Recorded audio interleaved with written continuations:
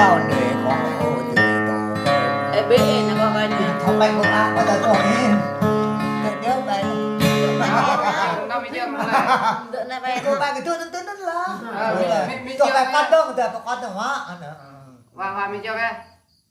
Ê nhưng phải. nó nhập bay hai nó tao cho hơi ác bởi Đó có phải một cái hai ông hai nó là tuần chừng ra. tôi dọc nó con lên đi ra ngày ra hết đi con ra này tao có tôi và coi nè Ồ, vì đam bận lời, đam bận này là đúng, đam bận này đã phong hăng trăng là đồ vì đồng hăng rẽ ta dễ hăng vì là đồ vì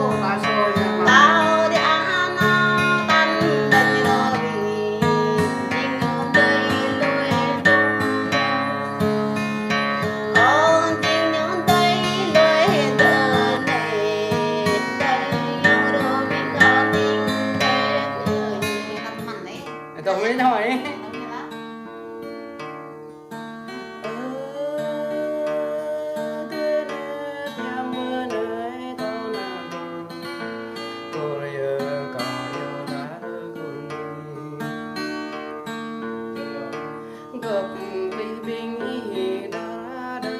con về là bình ý đốt đất con này ô lớp có bộ hay ô cười ô vai có bộ ô cười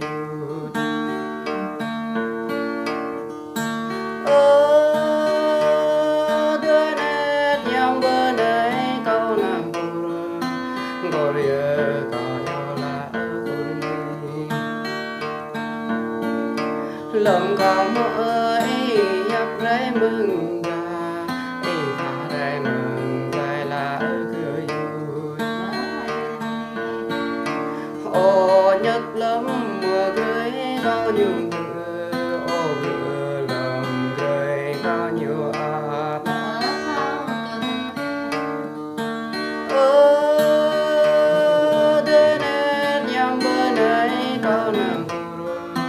Gloria Cayola Urni tờ đã lẽ dõi năm bờ này tờ đã lẽ say năm bờ này tờ đã lẽ lấy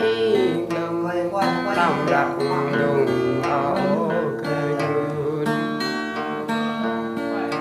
nằm lao quân rong cười nhún bao đột này lùi đây đây là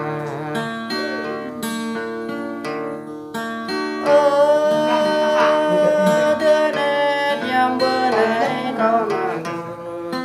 Gloria Cayola Urni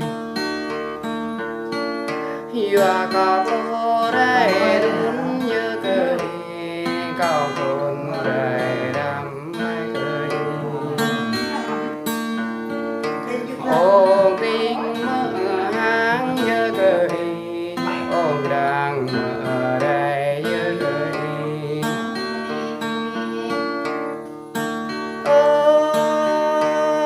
đưa nét nhằm bữa nay có nàng Gloria Cayola Urni có rờ ngọt ngấn gờ yut ta đơm ngò gờ dầu ta đơm đắp lá Urni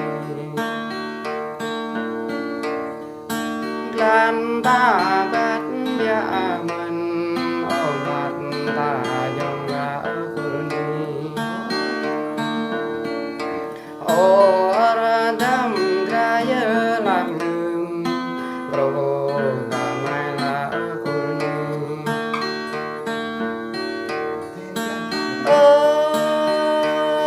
đưa nét nhằm bữa nay câu nàng Gloria Cayola Urni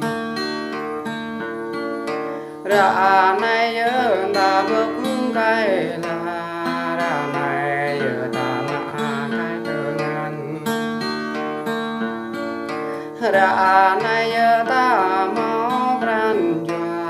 ta ngồi làm thích giờ bay sang